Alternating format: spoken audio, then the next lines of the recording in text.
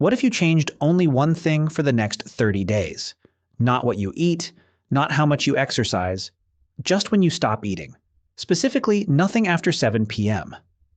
Most people hear that and think it is just a calorie restriction trick. Eat less at night, lose some weight, simple math. But here is what is actually happening inside your body when you do this consistently. Your body goes through 5 specific biological stages. Each one targets belly fat through a different mechanism, and stage 3 happens while you are completely unconscious, doing nothing, just sleeping. A study published in the Journal of Clinical Endocrinology found that eating close to bedtime suppresses nocturnal growth hormone secretion by up to 73%. Growth hormone is your body's most powerful overnight fat-burning signal. 73% less of it means 73% less fat burning while you sleep. From the same hours of sleep, from the same effort, just because of when the last meal happened. Stay with me because stage 3 is the one most people never know is happening, and it is the entire reason this works. Before we start, drop a comment right now. What time do you usually eat your last meal of the day, and what does it usually look like? I want to know where most people watching this are actually starting from. Before we go through the 5 stages, one important clarification. 7 p.m. is not a magic number for everyone. The principle is 3 hours before you go to sleep.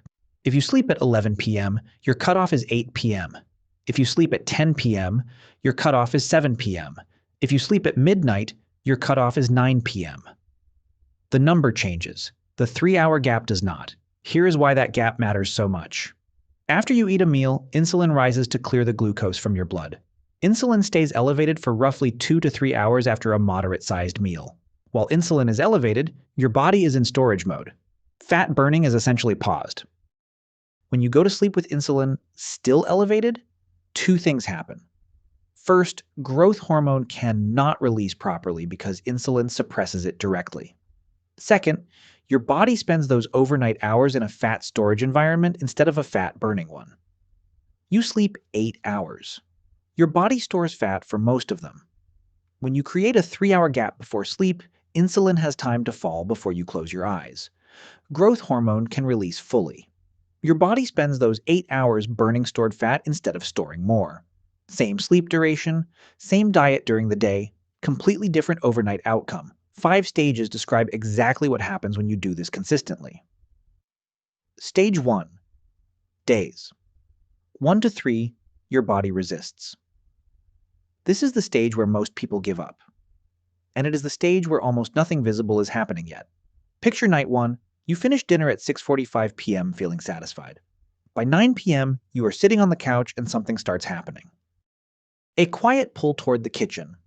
Not ravenous hunger. Just a persistent awareness that food exists nearby and you have not eaten in a few hours.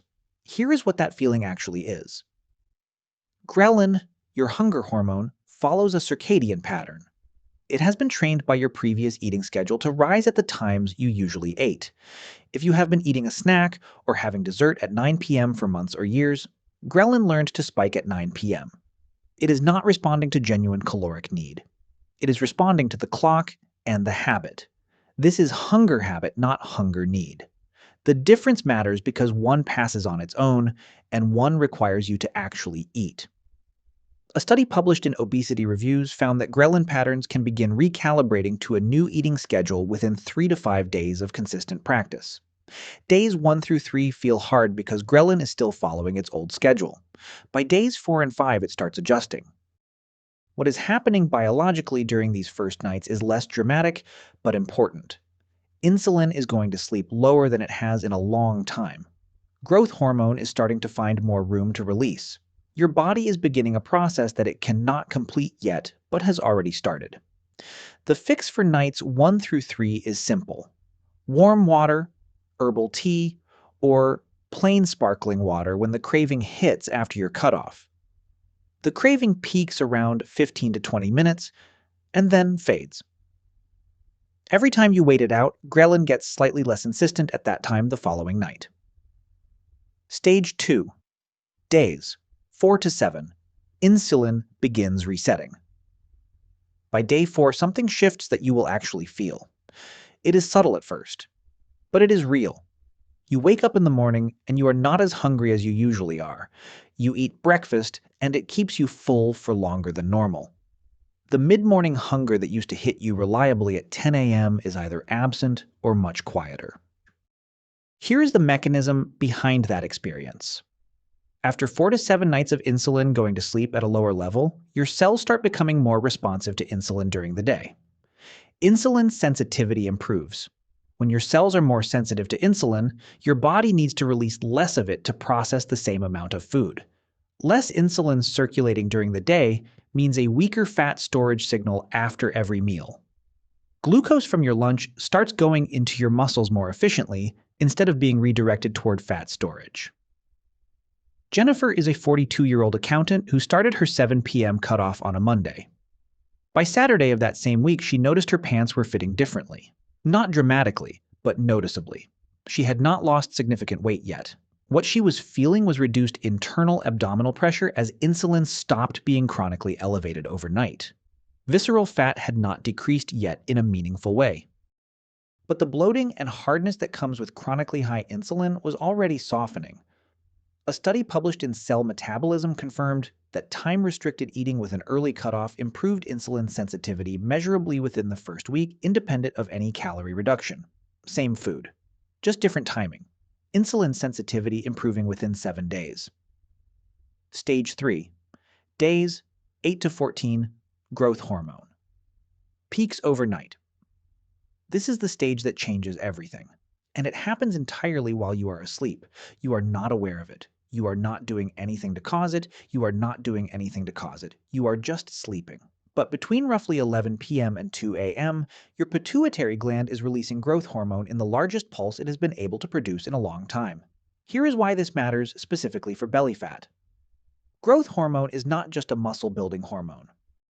It is your body's primary overnight signal to pull triglycerides out of fat cells and convert them to usable energy. And it has a strong preference for visceral fat. The fat cells surrounding your organs have a higher density of growth hormone receptors than fat cells anywhere else in your body. When growth hormone releases fully overnight, visceral fat is the first target. The reason most people never experience this is the one we covered at the beginning. Insulin blocks growth hormone. When you eat close to bedtime, insulin is still elevated during the window when growth hormone is supposed to peak. Growth hormone gets suppressed, and fat burning does not happen.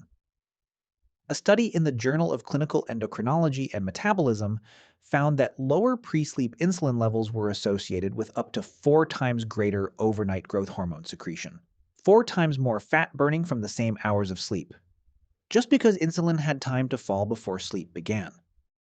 By days 8 through 14, you have had enough consecutive low insulin sleep nights that growth hormone is releasing consistently and substantially. Most people at this stage do not feel anything dramatic during the day, but they start noticing they are sleeping more deeply. They wake up with more energy than they remember having recently. That is not coincidental. That is growth hormone doing its overnight repair and fat-burning work without interruption. Stage 4. Days 15 to 21. Visceral fat begins measurably decreasing. This is the stage where the internal changes become external. Not dramatically, not all at once, but visibly and measurably. The scale might show 1 to 2 kilograms gone. But the more meaningful measurement is your waist circumference. Here is why those two numbers diverge. Visceral fat, the fat inside your abdominal cavity, surrounding your organs, responds to these hormonal changes before subcutaneous fat does. Subcutaneous fat is the fat you can pinch under your skin. Visceral fat is the harder, rounder belly that does not move when you press it. As visceral fat decreases, the internal pressure in your abdominal cavity reduces. Your belly becomes softer and less protrusive even before significant weight loss. Clothes fit differently around the waist before they feel loose everywhere else. David is a 47-year-old engineer who started this at the same time as Jennifer. After 3 weeks, he noticed he could fasten his belt one hole tighter without holding his breath. He had lost 1.5 kilograms on the scale, but his waist circumference had decreased by 3 centimeters. The scale was measuring total body weight. The belt was measuring visceral fat. A study published in the journal Obesity found that 3 weeks of time-restricted eating with an early cutoff produced measurable reductions in visceral fat on CT, scanning independent of total calorie intake changes. The participants did not eat less food overall. They just stopped eating earlier, and visceral fat decreased in 3 weeks. A second thing happens during the stage that is less visible but equally important. Inflammatory markers in the blood begin falling. Visceral fat is one of the most metabolically active fat depots in the body. It continuously releases inflammatory compounds called cytokines. As visceral fat decreases, that inflammatory output decreases with it. Lower systemic inflammation means every other fat-burning mechanism in your body starts working more efficiently. It is a compounding effect. Less visceral fat means less inflammation, means better insulin sensitivity, means even less fat storage. The wheel starts turning in your favor. Stage 5. Days 22 to 30, your body automates fat burning. This is the stage where everything clicks. By day 22, something has changed that no amount of willpower could have produced directly. Your Ghrelin pattern has been recalibrated. It no longer spikes at 9 p.m. Your body stopped expecting food at that time because food stopped arriving at that time. The late evening hunger that felt urgent and biological in week 1 is now simply absent. Not because you have more discipline, because your hunger hormone follows a different schedule now. This is the difference between a diet and a habit. A diet requires you to make the right decision every night using willpower. A habit runs on its own because your body adapted to the new pattern. By the end of week 4, the 7 p.m. cutoff is not something you have to enforce. It is something your body has built into its default rhythm. Jennifer described it this way. By day 28, she realized she had not even thought about eating after 7 p.m. in the past week. Not because she was being strong, because she simply was not hungry at those times anymore. Her body had reset. A study published in Current Biology found that circadian eating patterns can be meaningfully recalibrated within 3 to 4 weeks of consistent practice aligned with natural light-dark cycles. Growth hormone is releasing fully every night. Visceral fat is decreasing continuously. Insulin sensitivity has improved, and it is all happening while she sleeps. A few honest things worth knowing before tomorrow night. Social eating will challenge this habit. You do not need to be rigid 7 nights a week. 6 consistent nights and 1 flexible night for social events preserves most of the benefit. Consistency most of the time beats perfection some of the time. The scale may not move much in the first 2 weeks, even though changes are happening. Measure your waist with a tape measure instead. That number tells you more about visceral fat than the scale does. If you exercise in the evening after your cutoff time, a small protein source after your workout is acceptable. Muscle protein synthesis after resistance training requires amino acids. A small protein shake is a reasonable exception that does not significantly impact the overnight insulin environment. Herbal tea, plain sparkling water, and warm water with a pinch of salt are all acceptable after your cutoff. None of these raise insulin in a meaningful way. Here is what happens across 30 days when you stop eating after 7 p.m. Days 1 to 3, Ghrelin follows its old schedule, and hunger feels biological. It is not. It is habit. Wait it out with warm water. Days 4 to 7, insulin sensitivity begins improving. Bloating reduces. Morning hunger becomes quieter and more rational.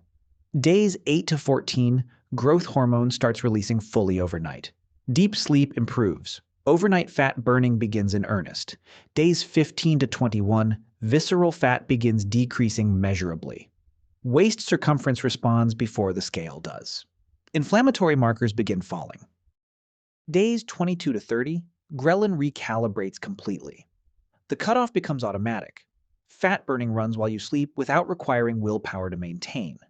Here is what I want you to understand before you close this video. Belly fat does not require you to eat less food. It does not require you to train harder. It requires you to give your body the overnight window it needs to do what it was always designed to do. Every night you eat past your 3-hour window, you are paying for it in growth hormone suppression, elevated overnight insulin, and fat burning that never gets to happen. Every night you respect that window, your body pays you back in fat burning you did not have to work for. Try it starting tonight. Just tonight. Come back in 30 days and tell me which stage you are in and what you noticed. Drop it in the comments below. I read every single one. If this changed how you think about the connection between when you stop eating and what happens to your belly fat, subscribe to What Science Reveals. Real science explained clearly every single week. And if you want to see how your morning habits connect to everything we covered today, that video is right here. See you in the next one.